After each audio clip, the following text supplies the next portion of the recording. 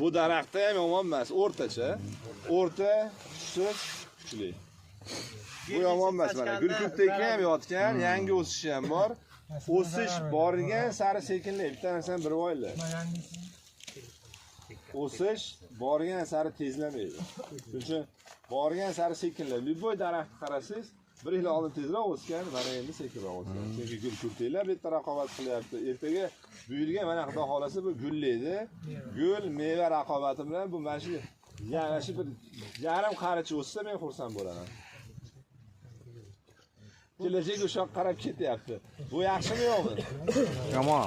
Maksimum kilogramga chiqishimiz qiyin bo'ladi.